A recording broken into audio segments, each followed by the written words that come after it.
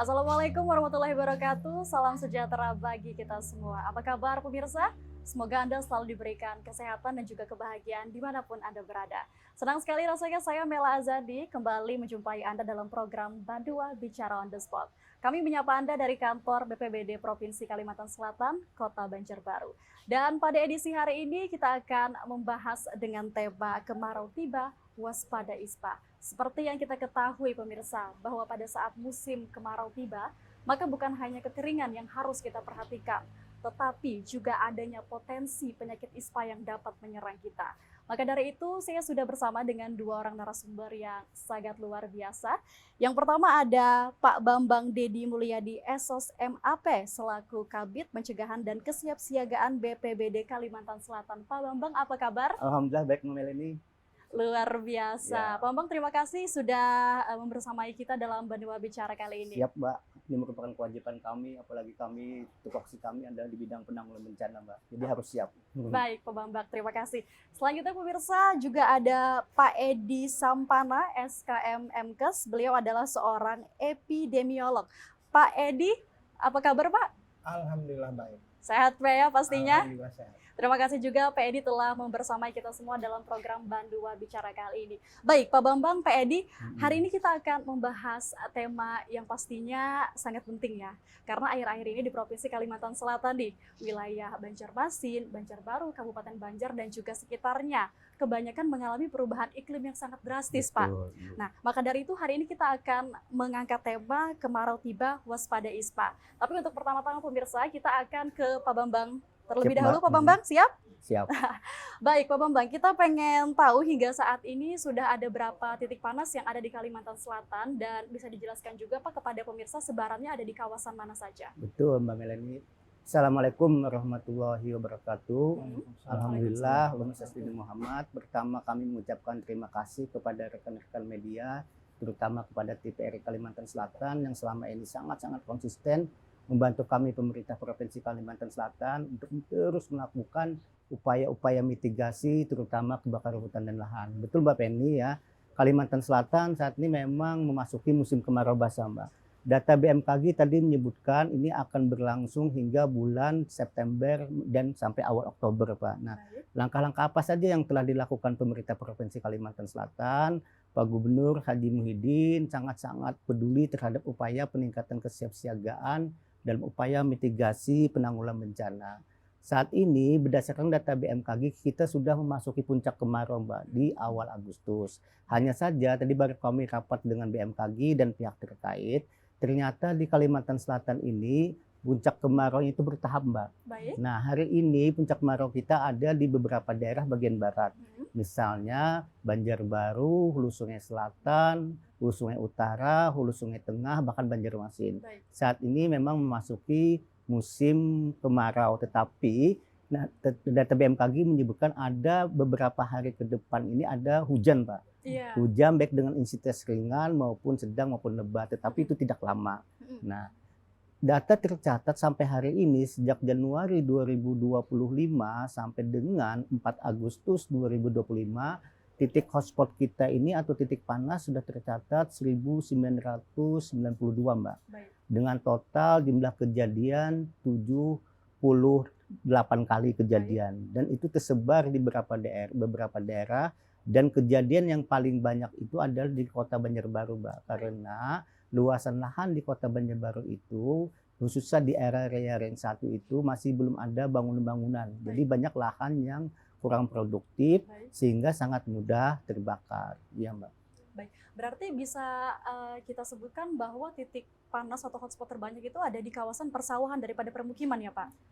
Iya betul, pada daerah-daerah tertentu seperti di Balangan yang paling banyak itu sebetulnya titik hotspot yang terbesar itu di daerah Balangan. Baik. Kabupaten Balangan, terus lagi Kabupaten Hulu Sungai Selatan, yang paling terkecil justru di Hulu Sungai Utara. Utara itu hampir minim hotspotnya. Tetapi ya Mbak ya, untuk menganalisis hotspot ini jumlahnya fluktuasi. Baik. Ketika mungkin hari panas itu nanti hotspotnya agak tinggi, tapi ketika hujan turun itu hotspotnya bahkan pada ke titik nol. Ini data yang kita sampaikan adalah jumlah rekapitulasi harian yang disusun oleh bank data kami.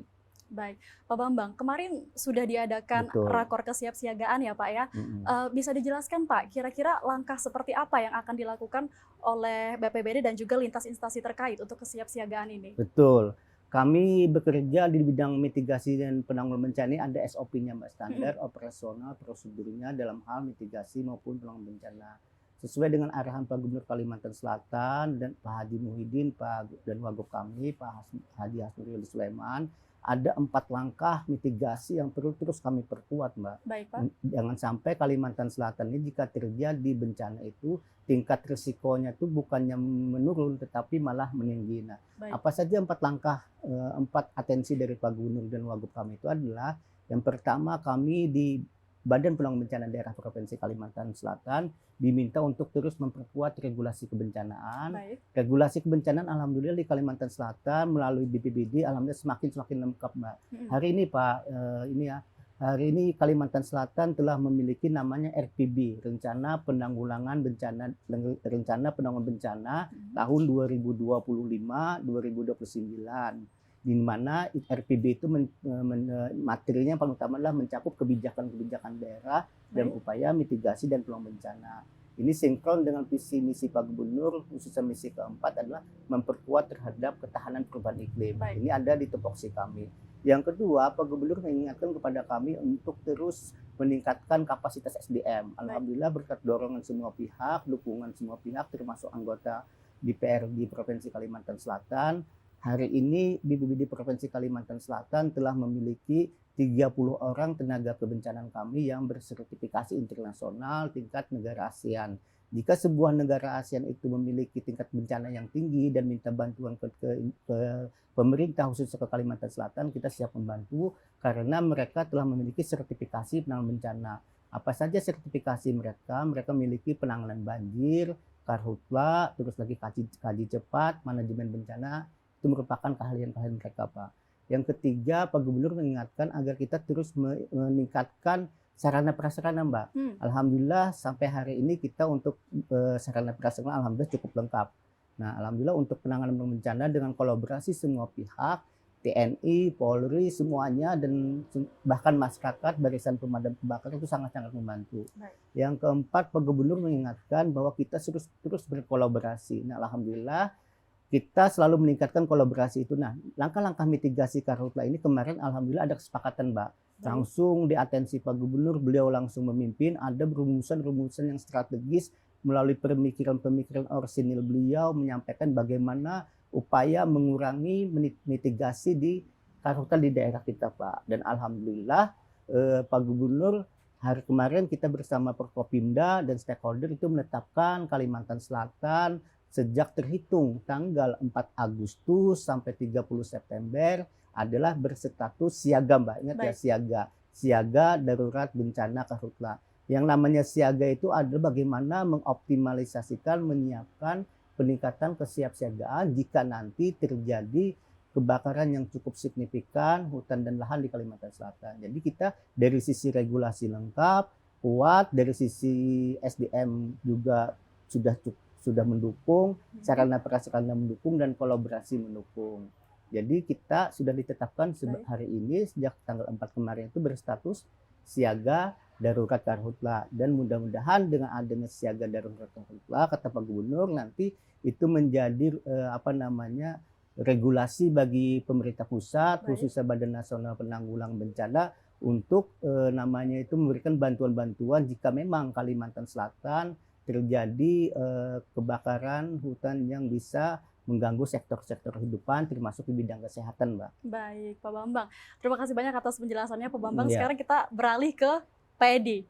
Pak Edi, setelah mendengar penjelasan dari Pak Bambang bahwa bahkan bisa dikatakan titik hotspot yang pada awal dijelaskan tadi itu tidak bisa dipastikan ya Pak ya, karena sistemnya itu berganti-ganti. Kalau misalnya lagi sedang musim hujan maka akan menurun begitu ya, tapi jika itu sangat panas maka otomatis dia akan naik begitu ya. Betul, nah, Pak Edi melihat hal seperti ini, bisa kita bilang saat ini kita memasuki kemarau tapi juga basah ya Pak ya, kemarau basah. Kira-kira potensi penyakit apa yang harus diwaspadai oleh masyarakat di saat seperti ini Pak Edi? Ya, terima kasih atas respon yang diberikan. Assalamualaikum warahmatullahi wabarakatuh. Waalaikumsalam warahmatullahi wabarakatuh. Ya, kita Indonesia musim kemarau dan musim hujan ya. Baik. musim kemarau yang berbahaya adalah kalau terjadi kebakaran lahan karena akan menghasilkan particulate matter PM. Nah, jadi katanya kalau kabut asapnya parah sehingga terdapat PM 2,5, artinya partikelnya berukuran 2,5 mikron atau lebih kecil. Nah, itu kalau terhirup manusia akan masuk sampai ke aliran darah, akan menyebabkan penyakit hipertensi, akan menyebabkan penyakit jantung gitu, yang sudah penyakit jantung penyakitnya tambah parah, yang tidak sakit hipertensi menjadi penyakit hipertensi. Nah, itu kalau kabut asapnya parah ya. Baik, Pak. Tapi kalau yang seperti sekarang ya mudah-mudahan tidak ada kabut asap sehingga tidak ada tantangan di kesehatan kita. Walaupun begitu ya kita tetap perlu melakukan antisipasi, kita tetap perlu melakukan penyuluhan kepada masyarakat. Kalau misalnya terjadi kabut asap yang menimbulkan partikel 2,5 mikron dan 10 mikron tadi ya, maka pada masyarakat kita harapkan gitu ya, menghindari keluar rumah. Kalaupun terpaksa keluar rumah harus memakai masker. Kalau kabut asapnya parah sekali, ventilasi rumah ditutup gitu ya. Kemudian banyak minum air putih. Nah, karena tadi penyakit yang berhubungan dengan kabut asap banyak ya. Satu, menyelang saluran napas. Itu cirinya batuk, pilek, tenggorok, sakit menelan, dan demam gitu ya. Nah, ini yang di permukaan aja kan. Kalau lebih berat itu bisa pneumonia. Pneumonia itu kata kita napas sesak, napas cepat. Nah, ini kalau menyerang balita, kalau pas kabut asap itu kita khawatir kasus pneumonia akan meningkat gitu ya. Kemudian penyakit kalau kabut asapnya menyerang mata, iritasi mata ya, hidung, rinitis, tenggorokan, sakit menelan. Kalau kulit misalnya ya alergi kulit. Pada kardiovaskular misalnya tadi jantung dan hipertensi tadi ya. Pada saraf dan psikologis ya khawatir gitu ya, cemas gitu ya. Nah, sekali lagi kita memang di kesehatan itu menghadapi dampaknya ya Pak ya, Pak Bambang ya. Kalau kemaraunya panjang, bukan kemarau basah, maka titik hotspot akan meningkat gitu kan. Kebakaran lahan akan bertambah banyak, titik hotspot bertambah banyak, dan akan meningkatkan meningkatkan pencemaran udara, yaitu tadi yang PM 2,5 dan PM 10 tadi. Jadi banyaknya partikel kecil di udara yang menyebabkan kesehatan masyarakat menurun. Baik, Pak. Nah, kita sekarang ini Dinas Kesehatan gitu ya, mengamati Pak Bambang, kita menghitung nih data mingguan sampai sekarang sudah terkumpul data minggu ke-30 dan memang belum ada peningkatan signifikan Pak. Betul. Kita di kesehatan mengumpulkan data mingguan ISPA tadi, infeksi saluran pernapasan akut, itu cirinya tadi batuk, pilek, sakit tenggorokan, dan demam. Nah, ini alhamdulillah belum ada peningkatan signifikan Pak. Kemudian pneumonia, itu ada hubungannya juga kan dengan tadi kabut asap, yaitu napas cepat, napas sesak, tidak ada peningkatan signifikan juga. Kemudian influenza like illness. Nah, influenza like illness itu orangnya demam gitu ya, dan batuk kurang dari 10 hari. Juga tidak ada peningkatan. Jadi alhamdulillah Pak Bambang ya. Mudah-mudahan berkat mitigasi dari BPBD, mitigasi dari seluruh masyarakat, kita cuaca kita tidak memburuk gitu ya. Sehingga kesehatan juga ringan. Ya, kalau kemaraunya terus kemarau basah, titik hotspotnya tidak bertambah, tidak ada kebakaran lahan yang meluas, maka kualitas udara tetap bagus gitu ya. Dan kalau kualitas udara tetap bagus, maka tidak ada peningkatan yang signifikan terhadap penyakit-penyakit saluran napas, kardiovaskuler, mata, hidung dan tenggorokan, kulit. Baik, Pak Edi, tapi kita melihat beberapa hari ke belakang ya Pak ya, di beberapa wilayah yang ada di Provinsi Kalimantan Selatan sendiri, kita semua menyadari bahwa beberapa waktu ke belakang Kalimantan Selatan sempat dilanda musim kemarau yang bisa dibilang sangat panas. Tapi beberapa hari ke belakang, lebih tepatnya kemarin dan juga 2 hari yang lalu, tiba-tiba di beberapa wilayah itu dilanda hujan yang sangat lebat, Bapak. Iya. Dan itu mengakibatkan beberapa wilayah seperti Banjarbaru dan juga Kota Banjarmasin sendiri mengalami kabut asap tadi pagi, Bapak. Nah, apakah itu salah satu hal yang harus kita waspadai mulai dari sekarang, Bapak?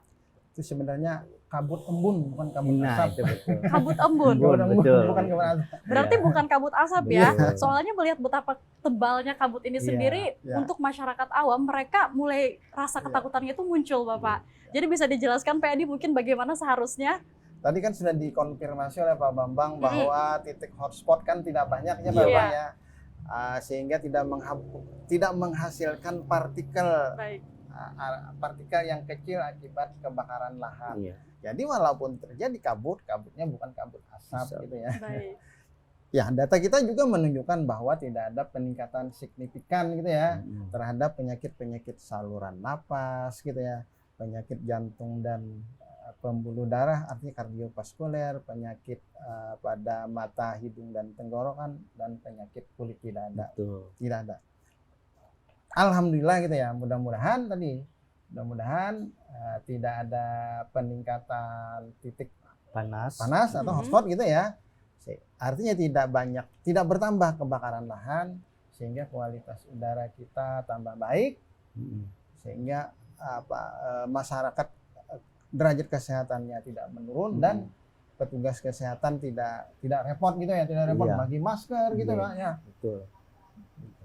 Baik, Pak Edi berarti bisa kita luruskan ya kalau kabut yang tadi pagi mungkin ada di sekitar Kota Banjarwo dan juga Banjarmasin serta Kabupaten Banjar itu sebenarnya bukan kabut asap, Betul. tetapi kabut embun. Tetapi untuk tingkat kebahayaannya sendiri bagaimana Bapak? Apakah itu aman sama sekali atau mungkin ada beberapa hal yang harus kita waspadai tetap? Jadi itu kan sama saja kita mencium waktu membuka kulkas pertama kali itu kan sama saja gitu ya. Artinya udara penuh dengan uap air, jadi kelembabannya tinggi gitu ya. Baik. Lalu seakan-akan berwarna putih gitu ya. Baik. Jadi untuk sementara tidak ada efek negatif pada kesehatan gitu ya.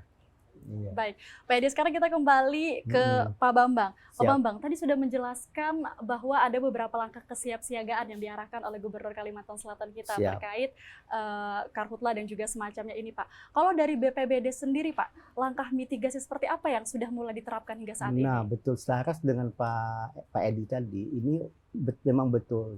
Saat ini memang tidak ada dampak kesehatan yang ditimbulkan oleh kabut asap ya Pak ya. Betul, Pak. Ini selaras dengan data kami. Begini Mbak ya, ada 2 parameter sebuah daerah dikatakan berhasil di dalam mitigasi maupun penanggulangan bencana. Baik. 2 parameter ini merupakan parameter yang diakui negara kita maupun internasional di bidang penanggulangan bencana. Apa itu 2 parameter?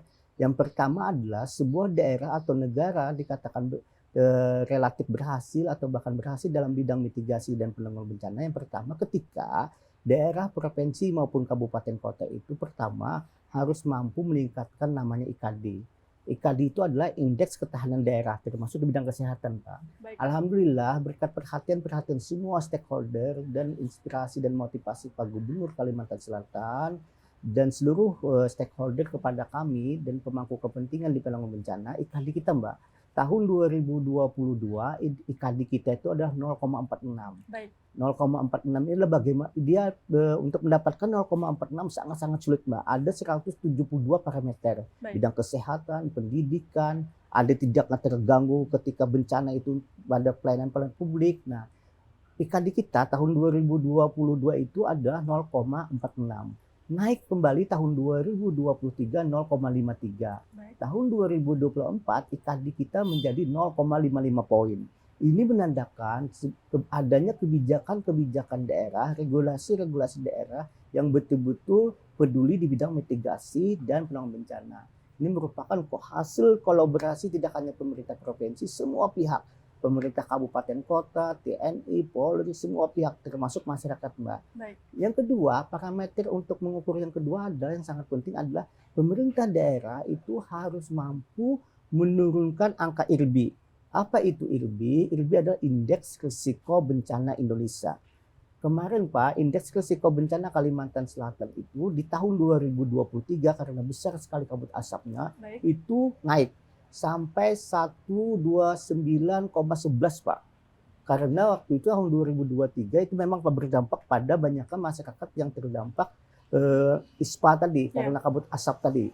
Nah, indeks kita, IRBI kita itu di tahun 2024 tadi, alhamdulillah berhasil kita turunkan. Tahun 2023 tadi 129, tahun 2024 kita turunkan menjadi signifikan Pak turunnya Pak. Menjadi 122 Mbak, 11 poin. Kalau IKD harus kita naikkan, IRBI harus kita turunkan. Maka selaras dengan Pak Edi tadi, tahun 2024 sampai hari ini tidak ada masyarakat yang signifikan mengidap sebagaimana dampak dari kabut asap. Bahkan penanganan Kalimantan Selatan berkat kolaborasi semua pihak, di bidang kebakaran hutan dan lahan jauh Mbak. Tahun 2023 kita merupakan peringkat pertama nasional dalam hal penyumbang kabut asap. Baik. Kebakaran lahan hutannya sangat luas di Kalimantan Selatan. Tetapi 2024 karena ada arahan penting Pak Gubernur tadi, kami petakan sudah semuanya. Kita petakan kendala-kendala apa saja yang menyebabkan kita kurang mampu mengendalikan kebakaran hutan dan lahan. Ternyata memang kita akui waktu 2023 Pak Edi. Pembasahan lahan gambut di area bandara itu terlambat karena ada faktor regulasi yang mengharuskan kita memang taat di regulasi, tetapi kita kurangi di tahun 2024 pembasahan lahan gambut di area bandara itu kita percepat Mbak, karena solusi kebakaran lahan gambut itu satu-satunya adalah dengan cara pembasahan. Baik. Kita percepat. Penetapan status siaga juga memang kondisinya memang sudah sesuai regulasi, kita percepat, memang sesuai ada 2 kabupaten sudah yang menentukan. Yang ketiga juga waktu kita permohonan heli waterbombing juga kita percepat. Operasional modifikasi cuaca hujan buatan kemarin juga kita percepat. Karena waktu itu tidak ada cuaca ekstrim di Kalimantan Selatan sehingga 2024 kita bisa mengurangi dampak-dampak yang 2023 Pak. Baik. Nah, keberhasilan bersama ini di tahun 2024 tadi kita terapkan kembali di 2025. Tetap berpedoman pada 4 arahan penting Pak Gubernur tadi. Alhamdulillah kami saat ini betul-betul berkoordinasi Pak dengan BNPB, dengan BMKG, stakeholder sehingga kami terus melakukan upaya mitigasi sehingga bisa dirasakan benar kata Pak Edi tadi.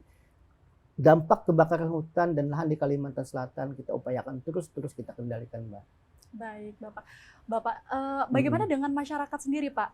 Ketika kita ingin menghindari dampak dari kebakaran hutan dan juga lahan ini sendiri, bukan hanya lintas instansi yang terkait yang kita perlukan ya, tapi juga koordinasi bersama dengan masyarakat. Apa sebenarnya yang dapat dilakukan masyarakat Bapak untuk hal ini? Satu-satunya cara setelah kami mempelajari dan berpedoman pada data-data kebencanaan itu tidak ada kata kunci yang paling terbaiklah pemberdayaan masyarakat Mbak. Baik. Alhamdulillah BPBD Provinsi Kalimantan Selatan setiap tahunnya program-program kerja kami ini selalu kami revisi Mbak. Selalu kami rubah dengan menyesuaikan isu-isu terkini, kendala-kendala yang dihadapi di masyarakat Pak. Baik. Saat ini kami terus menghidupkan namanya Destana, Desa Tangguh Bencana. Jadi di desa itu kami berikan simulasi pendidikan, kami bentuk kelompoknya, sehingga di sana secara bertahap kami berikan edukasi simulasi.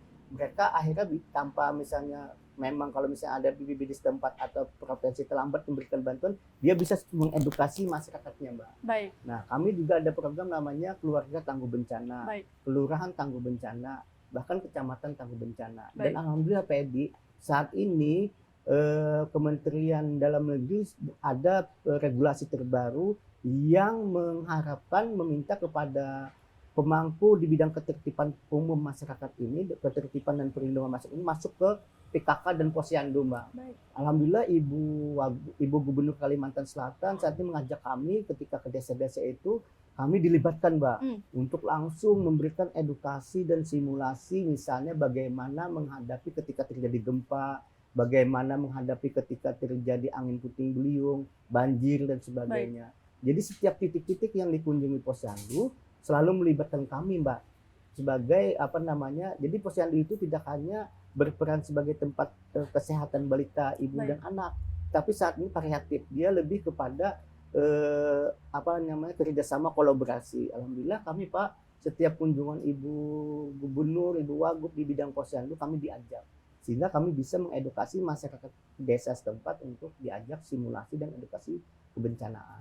Baik, Pak Bambang, berarti sudah memang diadakan sosialisasi dan juga Betul. edukasi terhadap Mm-mm. masyarakat ya Pak ya. Tapi apakah ini merata Bapak? Bagaimana dengan masyarakat-masyarakat yang berada di pelosok mungkin? Nah, itulah kata Pak Gubernur itu pentingnya kolaborasi. Mm-mm. Tentunya penanggulangan bencana dan mitigasi ini tidak bisa menjadi tanggung jawab penuh instansi pemerintah, Mbak. Baik. Alhamdulillah berkat kolaborasi di sana, kolaborasinya makin kita tingkatkan. Makanya tadi ada Destana, Mbak. Ya. Desa Tangguh Bencana itu kan menyebar. Mm-mm. Jadi kita juga bekerja sama dengan Badan Penanggulangan Bencana daerah kabupaten, Mbak. Baik. Jadi kabupaten itu yang terus melakukan peningkatan simulasi edukasi ke masyarakat. Baik. Jadi, silakan. Baik, Pak Bambang. Berarti Iya. kita bisa pahami di sini bahwa sebenarnya dari BPBD dan juga lintas instansi yang terkait Betul. sudah melakukan secara maksimal untuk sosialisasi dan juga edukasi kepada masyarakat ya. Dan sekarang Pak Bambang kita beralih kembali ke Pak Siap. Edi. Pak Edi, walaupun sudah ada banyak sosialisasi dan juga edukasi yang dilakukan oleh pemerintah atau lintas instansi terkait, tapi tentu saja ketika kita berbicara tentang musim kemarau dan waspada ISPA, ada beberapa kelompok yang lebih rentan untuk terserang penyakit seperti ini, Bapak. Kira-kira kelompok seperti apa itu, Pak? Jadi tadi kata kuncinya kan kalau musim kemarau ada kebakaran lahan dan hutan, maka banyak partikel ya, Baik. partikel bertebaran. Jadi udara jadi tercemar. Partikel ini saking kecilnya, kalau 2 mikron tadi, 2,5 mikron tadi bisa masuk ke aliran darah. Maka kalau terjadi kebakaran lahan, maka kalau terjadi kabut asap, maka yang berisiko, manusia yang berisiko adalah satu yang sudah punya penyakit komorbid kata kita ya. Baik. Yang orang penyakit jantung, ada orang yang penyakit hipertensi, katanya kan. Yang PM2,5 tadi kan bisa masuk ke aliran darah dan bisa memperberat penyakitnya. Yang pertama. Lalu siapa lagi? Karena kabut asap itu yang terpengaruh lansia. Nah, seperti kita ketahui kan lansia, namanya lansia. Bahwa lanjut usia di atas 60 tahun, daya tahan tubuhnya sudah menurun, Baik. maka kalau dia terhirup asap tadi ya, maka dia rentan sakit karena daya tahan tubuhnya sudah menurun gitu ya. Yang ketiga adalah ibu hamil. Nah, ibu hamil, memang idealnya ya ibu hamil itu kita utamakan keselamatannya karena dia akan yang melahirkan generasi penerus kita ya. Ya. Ibu hamil energinya terkuras juga untuk bayinya. Jadi kalau dia terpapar kabut asap, terhirup partikel kecil gitu ya, yang bisa merusak saluran napasnya gitu ya, maka juga akan berakibat fatal ke bayinya. Yang terakhir adalah balita bawah 5 tahun. Kita ketahui kalau lansia kan daya tahan tubuhnya sudah menurun. Kalau balita daya tahan tubuhnya masih matur, masih belum berkembang, masih belum maksimal. Yang maksimal itu kan 5 tahun sampai 60 tahun ya kan, daya tahan tubuhnya top-topnya tuh. Betul. Nah, jadi yang balita bawah 5 tahun daya tahan tubuhnya masih belum maksimal. Yang lansia anak di atas 60 tahun daya tahan tubuhnya mulai menurun. Nah, maka kelompok ini yang tertua dan yang termuda ini berisiko kalau terhirup kabut asap, kalau terhirup udara yang tercemar gitu ya. Balita seperti yang kita amati, yang kita perangi sekarang adalah penyakit pneumonia ya, pneumonia pada balita. Jadi balita mudah sekali kena pneumonia kalau terhirup kabut asap. Nah, pneumonia itu napas cepat, napas sesak, Pak. Ya. Jadi petugas puskesmas sudah dilatih untuk mendeteksi kalau balita datang ke puskesmas batuk, maka ukur berapa frekuensi napasnya. Apakah dia masuk sudah pneumonia atau pneumonia berat atau bukan pneumonia. Kalau pneumonia berat harus segera rawat inap di rumah sakit. Nah, jadi penyuluhan kita kepada masyarakat adalah ada kabut asap atau tidak ada kabut asap. Kalau balita batuk, sakit, bawalah ke puskesmas untuk diukur sesak napasnya bagaimana, apakah sudah terjadi pneumonia atau tidak.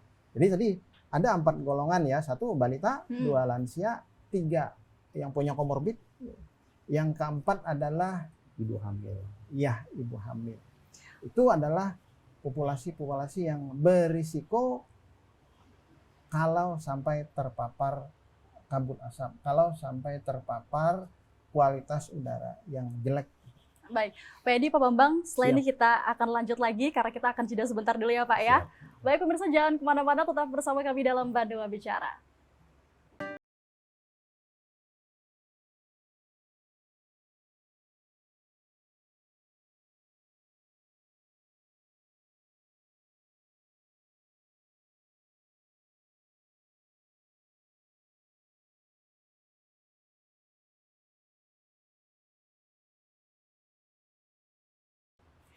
Baik pemirsa, terima kasih masih bersama kami dalam Bandung Bicara, dan saat ini saya masih bersama dengan Pak Bambang dan juga Pak Edi. Kita lanjutkan pembicaraan kita tadi ya Pak ya. Siap. Masih terkait dengan kemarau tiba waspada ISPA, kita akan kembali ke Pak Bambang. Pak Bambang, bisa dijelaskan bagaimana sistem pemetaan dan juga kita pengen tahu bagaimana sih langkah-langkah yang dilakukan oleh kabupaten dan kota dalam musim kemarau, tapi juga tiba-tiba musim hujan seperti ini Pak. Betul. Terima kasih Mbak.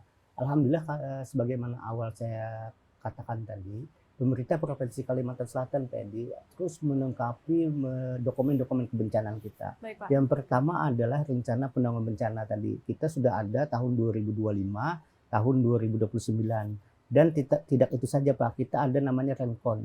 Rencana kontingensi banjir, karhutla, kekeringan, gempa kekeringan, tanah longsor, dan cuaca ekstrim. Baik Pak. Dan berkaitan dengan cuaca saat ini ada dua musim kelihatannya nih Pak, dua yang sering terjadi.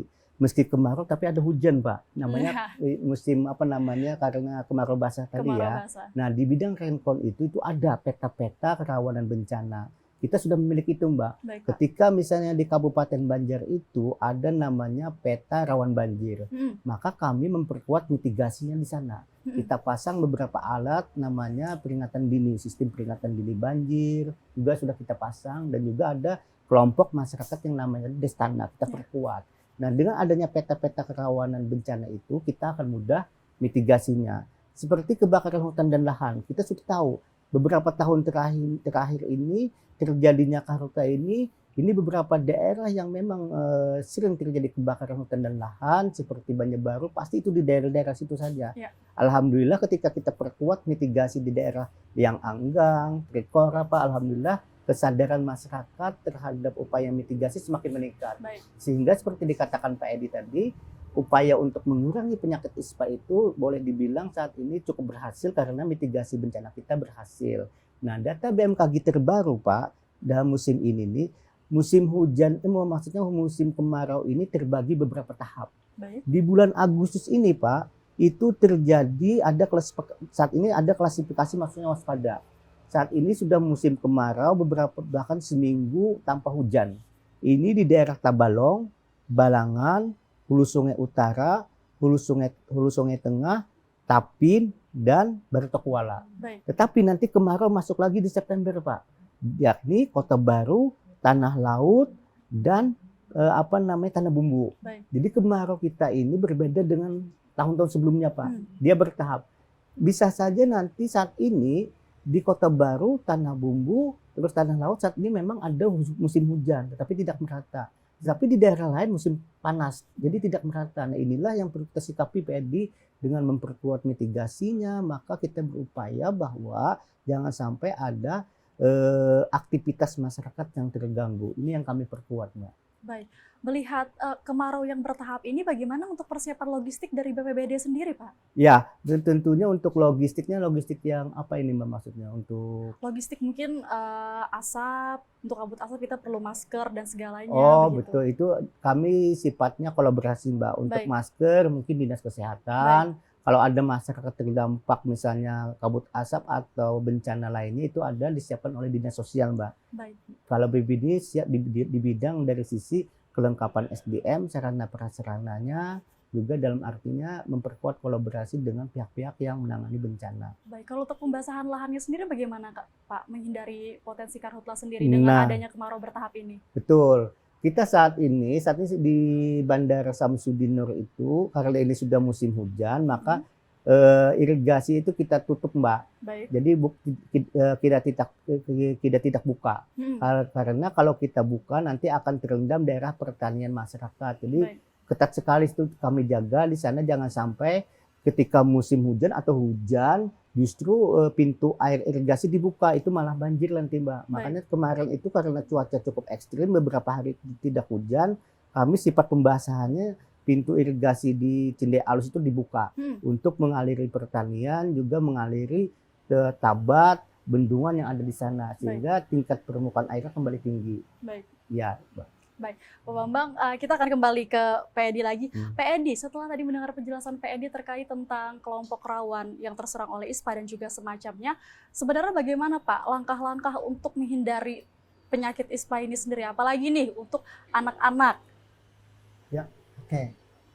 Seperti penyuluhan pada umumnya, saya ulangi ya bahwa pada balita itu daya tahan tubuhnya masih belum optimal, masih matur, masih berkembang.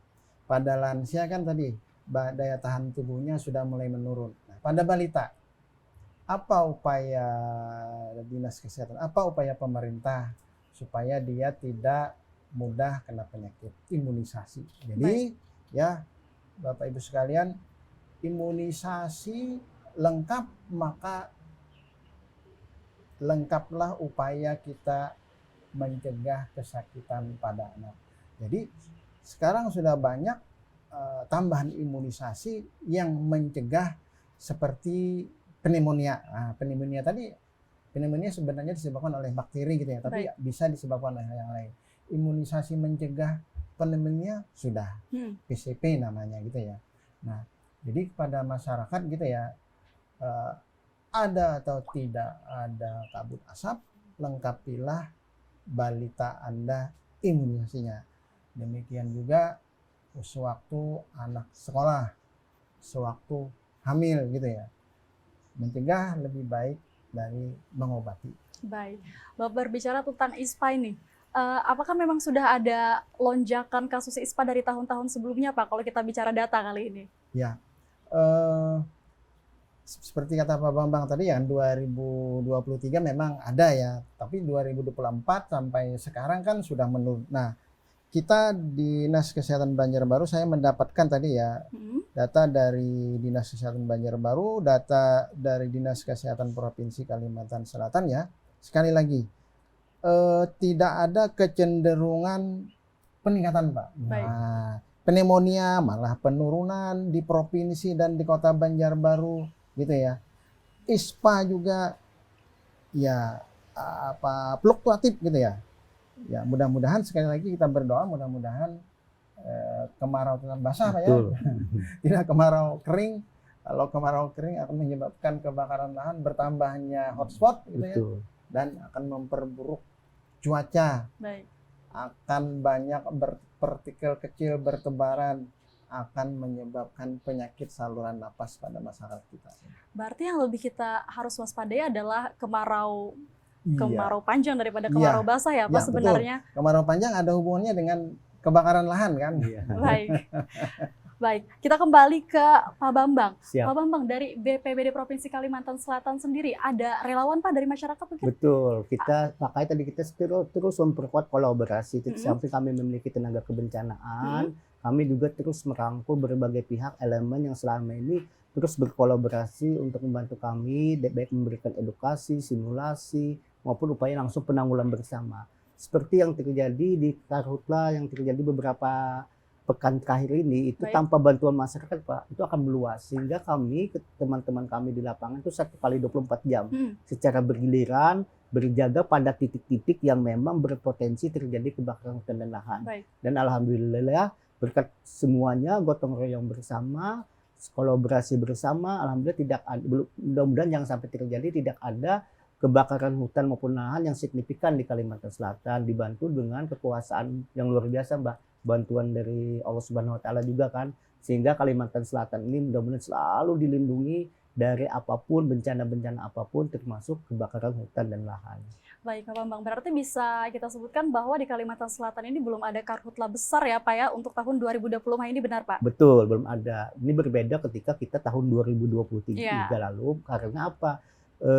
Pengalaman 2023 itu mitigasinya itu makin kita tingkatkan di 2024. Keberhasilan kita bersama di 2024 itu kita kita mantapkan lagi di 2025. Tetapi kita tidak boleh merasa bahwa jangan sampai kesiapsiagaan kita kendor kalau kita berhasil di 2024 misalnya, tetapi terus kita tingkatkan sehingga upaya-upaya mitigasi itu dan angka pengurangan risiko bencana di Kalimantan Selatan terus kita turunkan, Mbak.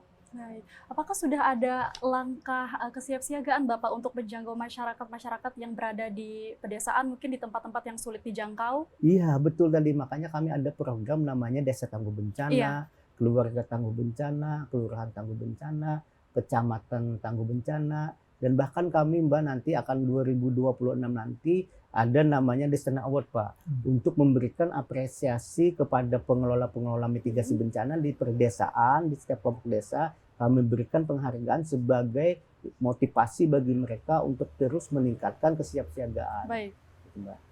Dan sampai sekarang ya Pak ya, sudah sampai mana tahap BPBD sendiri melakukan langkah-langkah mitigasi ini? Apa yang sedang dilakukan sekarang? Ya makanya kita sudah membuat menjadi komitmen kita bersama bahwa kalau di bidang kesehatan itu mencegah lebih baik daripada mengobati, Betul, Mbak. betul Termasuk sekali. juga di bidang penanggulangan bencana. Mitigasi harus kita tingkatkan. Kenapa kita perlu tingkatkan? Ini untuk mengurangi risiko bencana. Baik. Dan alhamdulillah PED terbukti. IRB Kalimantan Selatan tadi mengalami penurunan, Pak. Iya. Andai kan IRB Kalimantan Selatan ini naik, itu berarti kegagalan bagi pemerintah provinsi dan daerah kabupaten kota, sehingga upaya mitigasinya bisa dikaji ulang, Mbak. Baik. Dan alhamdulillah tadi IKD kita naik, IRB kita berhasil kita turunkan. Bahkan PED ya, dari 195 negara di dunia, Indonesia adalah peringkat kedua potensi bencana yang paling tinggi. Ini perlu catatan bagi pemerintah ini. Itu sudah menjadi data dari BNPB yang terbaru adalah dari 195 negara, Indonesia peringkat kedua potensi bencana. Dan tidak ada 38 provinsi di Indonesia maupun 538 kabupaten dan kota di Indonesia yang lepas dari ancaman potensi bencana. Semua adalah sangat-sangat rawan bencana, Mbak. Alhamdulillah di Kalimantan Selatan dan beberapa daerah provinsi lainnya di Indonesia ini mitigasinya selalu kita tingkatkan. Kalau bencana tidak bisa tidak bisa dihindari. Tetapi kalau kita istilahnya kita kurangi bisa, kita cegah bisa. Kecuali itu namanya bencana sosial. Kalau bencana sosial bisa terjadi kan Pak ya. Tapi kalau bencana alam itu tidak bisa ditebak datang, hanya bisa kita meningkatkan kesiapsiagaan, Mbak. Baik, Pak Bambang. Untuk kemarau basah seperti ini, seperti yang kita bicarakan tadi, bahwa untuk terkait karhutla atau kebakaran hutan dan lahan sendiri memang benar-benar sangat kita waspadai ya Pak ya. Tapi apakah ada potensi bencana lain Pak di saat musim kemarau basah seperti ini? Jadi gini, Pak Gubernur kemarin berdoa juga yang mudah-mudahan Kalimantan Selatan ini jangan sampai terjadi karhutla yang cukup besar. Yang mudah-mudahan kemarau basah ini seperti kita alami saat ini. Beberapa hari ini kan ada turun hujan, Mbak. Betul. Harapan kita bersama mudah-mudahan meski prediksi BMKG mengatakan beberapa daerah ini cuaca ekstrim, tetapi kita berharap hujannya ada, kadang panas tapi hujan, itu yang harapan kita, Mbak. Ya. Baik, Pak Bambang, terima kasih. Kita kembali ke Pak Edi. Pak Edi, ISPA apakah juga benar-benar mempengaruhi kita dengan adanya perubahan cuaca yang sangat ekstrim ini, Pak? Ya. Maksudnya tidak ada kabut asap gitu ya? Betul. Apakah ISPA berfluktuasi? Iya. Ya. Sekali lagi, bahwa infeksi saluran pernapasan akut gitu ya. Nah, penyebabnya apa penyebabnya? Tadi misalnya perubahan cuaca yang mendadak dari dingin menjadi panas. Nah, seperti dari panas dari dingin seperti sekarang ya, banyak yang kena ISPA gitu ya. Ya, ISPA, batuk, sakit tenggorokan, demam, pilek gitu ya. Jadi kalau tidak ada kabut asap ya, ISPA-nya berarti dipengaruhi oleh cuaca saja, cuaca dingin, cuaca panas, atau orang yang dulunya panas itu langsung kehujanan bisa menyebabkan ISPA juga. Tapi itu tidak parah gitu ya, tidak parah gitu ya.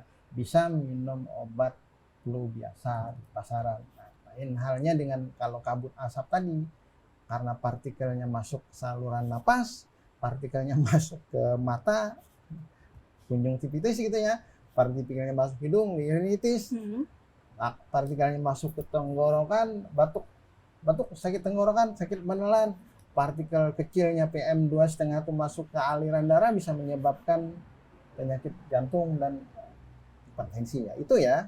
Tapi kalau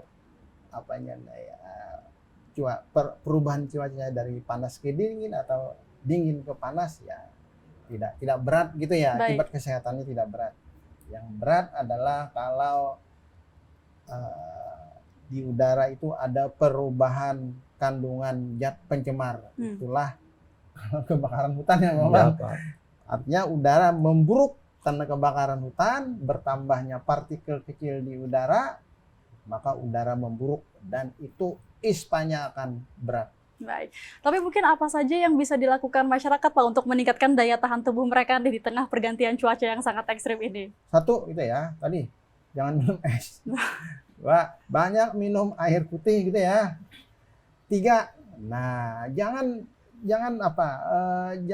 suka yang perubahan suhu tiba-tiba, misalnya dari ruang ber-AC langsung ke panas misalnya. Nah, itu bisa kan osteomosis tubuh ya berubah gitu, akan bisa menyebabkan sakit. Gitu saja sih. Baik. Berarti intinya adalah jaga kesehatan ya Pak ya. Begitu. Baik, kita kembali ke Pak Bambang nih ya Pak ya.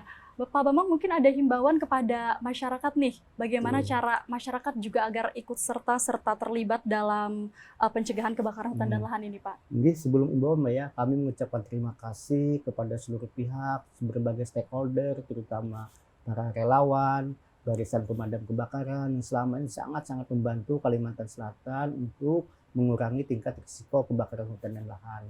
Kami mengimbau kepada masyarakat terus meningkatkan kesiapsiagaan dalam menghadapi musim kemarau basah saat ini.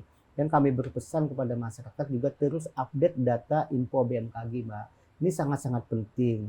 Apapun kegiatan-kegiatan kita bisa diklik namanya di Google itu info BMKG hari ini, bahkan diupdate per jam itu, Mbak. Baik. Yang kedua yang mungkin sangat perlu diketahui masyarakat, jika terjadi kebakaran hutan dan lahan, perlu menyimpan nomor-nomor telepon penting di SKPD atau instansi yang membantu dalam hal penanganan bencana, Pak.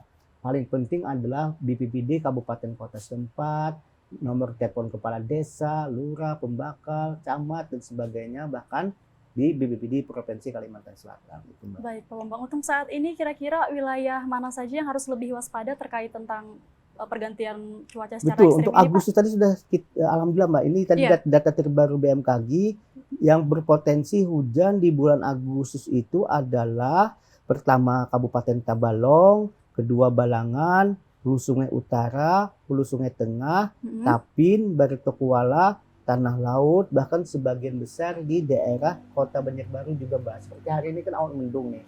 Nah, jadi semua itu, tapi ini kan hanya estimasi atau prediksi dari pagi. Tetapi yang paling penting adalah kita bagaimana terus meningkatkan kesiapsiagaan di lingkungan keluarga maupun masyarakat kita, Mbak. Baik. Apakah ini hanya potensi kewaspadaan terhadap karhutla atau mungkin bencana lain, Pak?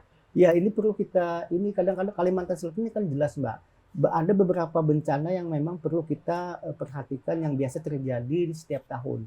Kalimantan Selatan itu berdasarkan data dokumen bencana kami di di rencana penanggulangan bencana itu, potensi bencana itu adalah pertama kebakaran hutan dan lahan, kedua banjir, cuaca ekstrim, terus lagi angin puting beliung juga termasuk cuaca ekstrim, dan tanah longsor, Mbak. Baik. Itu yang sering terjadi di Kalimantan Selatan. Tetapi kami sudah berkomitmen, merupakan roh kami untuk bekerja bagaimana upaya meningkatkan mitigasinya, Mbak.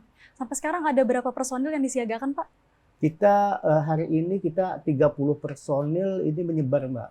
Terutama di area ring 1 itu kalau terjadi kebakaran lahan atau hutan di sana, termasuk dibantu para relawan dan BPBD Kabupaten setempat, Mbak. Karena Ring 1 ini atau Bandara Samsudin Internasional memang harus menjadi titik perhatian yang perlu kita jaga. Kita tidak ingin terjadi keterlambatan atau pesawat delay kedatangan maupun keberangkatan, Mbak.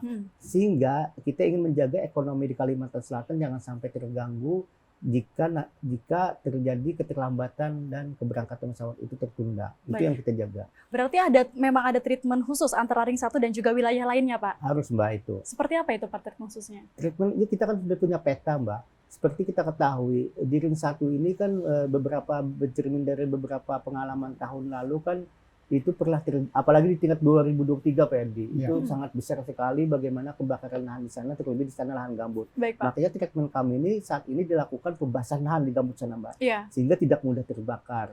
Alhamdulillah ini cuaca sangat bersahabat sekali, kadang panas, kadang hujan, sehingga upaya pembasahan lahan makin cepat di sana.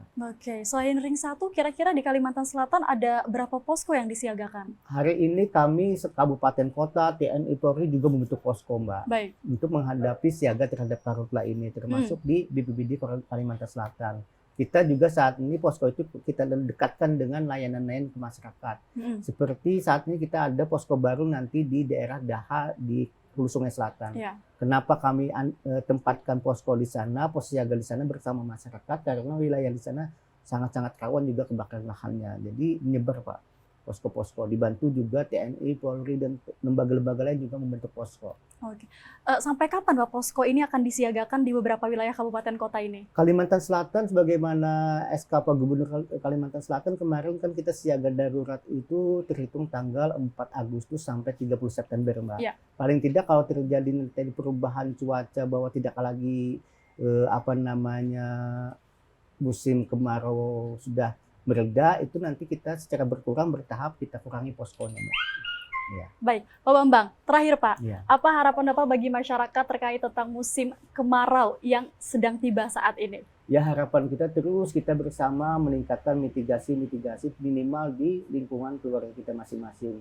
Yang kedua, perlu kita tingkatkan kepedulian kita terhadap lingkungan, misalnya jangan membuang puntung rokok sembarangan, berhati-hati dalam membakar sampah.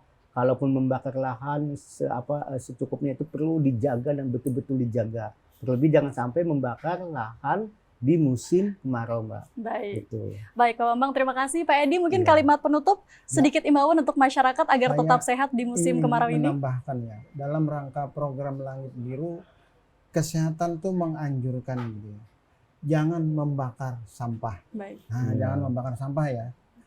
Baik sampah organik ataupun non organik ya. Kalau non organik kan serahkan ke pemerintah kota pembuangan akhir. Kalau sampah organik bisa dikumpulkan, bisa menjadi busuk, bisa menjadi pupuk kompos gitu ya. Kemudian untuk meningkatkan daya tahan tubuh ya, tidak henti-hentinya kita memberikan penyuluhan kepada masyarakat untuk satu Pak Bambang, Iya. lengkapi imunisasi, 2 gizi seimbang, 3 cukup istirahat, cukup olahraga Baik. gitu ya. Cukup gizi seimbang sudah kan, cukup makan ya, cukup istirahat, cukup olahraga gitu ya, supaya daya tahan tubuh kita tetap tinggi gitu ya. Sekali lagi supaya daya tahan tubuh kita tetap tinggi, sehingga walaupun kabut asap terjadi gitu ya, maka akibatnya tidak parah kalau tidak mengikuti aturan tadi gitu ya. Betul Pak. Kemudian kalau misalnya terjadi kabut asap juga tadi, saya ulang ya, bahwa satu, hindari keluar rumah. Yang kedua, kalau terpaksa keluar rumah, pakai masker. Banyak minum air putih, gizi seimbang tadi. Kalau kabut asapnya parah, tapi hampir tidak mungkin ya Pak Bambang ya, kita mitigasi kita bagus. Tutup ventilasi rumah supaya kabut asapnya tidak masuk ke dalam rumah. Baik, Pak Edi, Pak Bambang, terima kasih banyak telah membersamai kita dalam Bandua Bicara. Terima kasih banyak juga sudah mau berbagi terkait tentang musim kemarau dan juga waspada ispa ya Pak ya. Dan pemirsa TVRI Kalimantan Selatan, terima kasih banyak juga telah membersamai kami selama kurang lebih 1 jam ke belakang. Jangan lupa untuk jaga kesehatan kita semua. Sampai jumpa di Bandua Bicara episode selanjutnya.